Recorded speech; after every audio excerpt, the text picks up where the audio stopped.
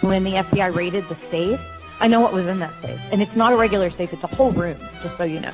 So when people say a safe, they think, oh, it's the safe. It's Wexner had one too. Wexner had one too. Even though I had this driver's license, and Jeffrey had given me his SUV to use while I was there, but I couldn't go outside because, Whitney, there were sharpshooters, and no one discusses this. Actual freaking sharpshooters everywhere. And anyway, the weirdest part about being at Wexner's was it wasn't the basement, because they had a basement. It was like below that, and there was a sauna in that room, like a huge sauna, and then they had like a vault, and then they had a door to an underground tunnel.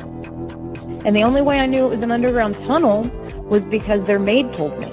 I said, what is this door? Because I used to keep everything down there. And she said, oh, that's the tunnel that leads to the main house. I'm like, well, that's weird. Why would they do that? And she said, oh, you don't know? And I said, no. And she said, there's a giant 10,000 square foot floor that raises up when someone goes through that tunnel. And then they can enter the room secretly, go in, and then no one ever sees them. The floor raises up. She said it's 10,000 square feet. I mean, here's the thing. I lived there for 3 months, and I never once saw him. I saw Abigail on her horses, go out to get her horses. I could just see her and go out, but I never once saw him. And that's why I called him, like, the Wizard of Oz, because he was controlling everything. The entire Epstein operation was a honey trap operation to entrap politicians, policymakers, celebrities, people in the media eye, basically to become Israel's assets. Correct. That it became basically an intelligence operation to entrap different politicians. What's so interesting about what they did is they specifically went after minors, underage girls mostly, and targeted them. And then they tried to get these politicians, lure them in, get them compromised with these underage girls. You know, in the old world, they used to say that the honey trap was the oldest trick in the book. But this isn't even a honey trap. This is a honey trap that's actually a criminal trap. That's a crime trap. You know, it's a felony that they're trying to get these people on. You're not going to just need that leverage if it's just asking for a donation to your charity. No, you're going to need that leverage because you're going to ask them to do some pretty big stuff. At least that's what you'd think would be happening. Otherwise, why would you spend the money? Why would you spend the time to pay for these girls, to go and find them, to discover them, to groom them? But, Alex Acosta was pretty clear when he was asked by the Trump transition team whether or not there would be any difficulty with his confirmation because of the Epstein case, because of what had happened in the Epstein case. He told them this. He had been told to cut a non-prosecution deal with Epstein's lawyers in 2008. Now, he had been told to back off, that Epstein was above his pay grade. I was told Epstein belonged to intelligence and to leave it alone. Acosta says he belonged to intelligence. You think he means Israeli intelligence, not U.S. intelligence? Correct. I think he meant Israeli intelligence. And we know that Epstein was part of the intelligence community in Israel, part of military intelligence in Israel. Ghislaine Maxwell may well have been, if you like, his handler in that operation.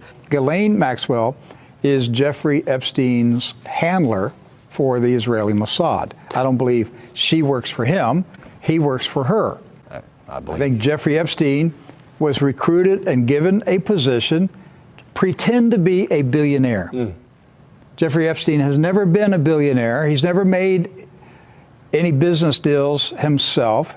He was allowed to pretend to be a billionaire, and his job was to entrap influential Americans and Brits and others around the world, entrap them in sex scandals with underage teenage girls so that they could be blackmailed. He's working for the company. Who's the company? Zionism, Israel, Mossad.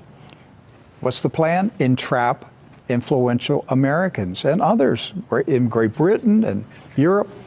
Many are saying that this may have been a front for some sort of blackmailing operation. I just couldn't believe it. I couldn't believe that even royalty were involved. In a 2015 affidavit, Giffrey claimed Epstein told her he set up his friends with minors so that they would owe him. They would be in his pocket, and he would have something on them.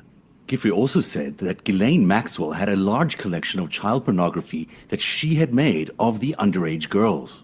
An FBI agent, she was talking about raiding Epstein's mansion here in New York City in July of 2019. She talked about what exactly they found inside. She said that they found binders full of images and CDs and hard drives. She said were also tucked away in closets. We also found out that they actually were able to find a huge blue safe. Inside of that, they found cash, passports, loose jewelry, including more binders filled with CDs and more hard drives. First house I go to has pinhole cameras. Jeffrey's showing me. He's really proud of them.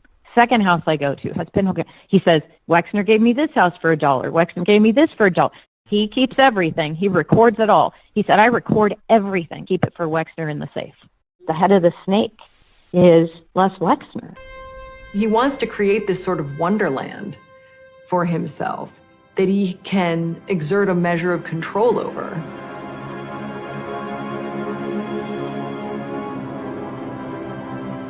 He dictated that the circumference of the trees would all be uniform.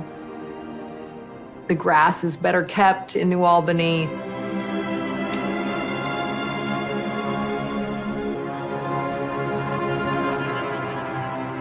Wexner, of course, has the largest house in New Albany. It's an enormous estate, sprawling with stables and what is effectively a guest house. That house originally belongs to Wexner's original partner in New Albany, Jack Kessler. And Jack Kessler sells the house to Jeffrey Epstein for $3.5 million. Now Epstein can see from his door Wexner's mansion. Jeffrey Epstein was incredibly active in creating Les Wexner's financial portfolio. He was a con man thinking about himself and putting himself in there to reap the dividends of this bizarre relationship. Wexner involved Epstein very early on in the development of New Albany. Epstein's name pops up as early as 1991 in all of the overlapping entities that were involved in developing New Albany. One senior executive said that he told Wexner, in no uncertain terms, that Epstein was a wolf. And Wexner just sat there and stared at him silently. There was always talk that there was something else going on with Les Wexner. I remember there was a big story in New York Magazine, a cover story called The Bachelor Billionaire about Wexner. And it really caught your attention because here was this kind of elfin little guy surrounded by beautiful models. But you came away from reading it thinking, this guy's a real question mark. He's kind of a cipher.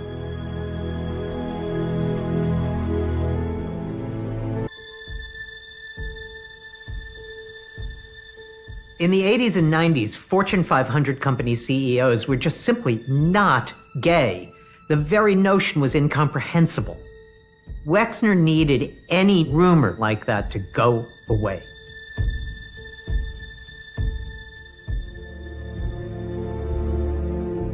And a few years later, that's when Abigail Koppel entered the picture. This beautiful, brilliant young lawyer in New York. She's not only Jewish, her father was one of the founding figures of the State of Israel. He came over and opened the El Al Israel airline office in New York. Wexner's embraced change in his personal life. He married for the first time. Before the marriage, Jeffrey Epstein made very clear to Les that he would oversee the prenuptial agreement. Leslie Wexner was a protector and seemed to be a facilitator for Jeffrey Epstein because he was the money man behind Epstein. And I also believe they had a very complicated relationship financially, personally, and in many other ways. Do you consider yourself to be bisexual? No. Okay. In any event, you did develop a sexual relationship with Leslie Wexner at some point in time. Is that true? No.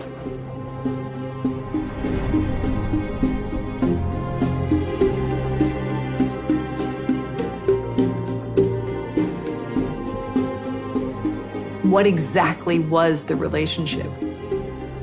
We know that it was more than the financial advisor, whether it was building his yacht, project managing things for him like New Albany, being involved in his personal life and his family in a way. It seems pretty clear that Epstein knew Wexner in a way that very few other people did, and maybe no one else did. Good morning. This is an NBC News special report. NBC News has learned that disgraced financier Jeffrey Epstein is dead. Epstein took his own life while he was behind bars here in New York City. The medical examiner said that it was suicide. There are a number of red flags. I'm not generally a person who believes in conspiracies unless they're proven. But this should never have happened. And there's so many questions that need to be answered. The wound is down here.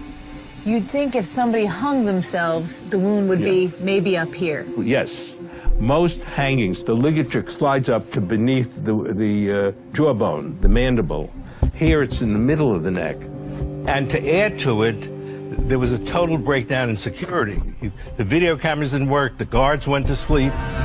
An active federal agent told me just days after he was arrested on July 6th of 2019, he said to me on the phone, Conchita, Epstein will not make it to trial.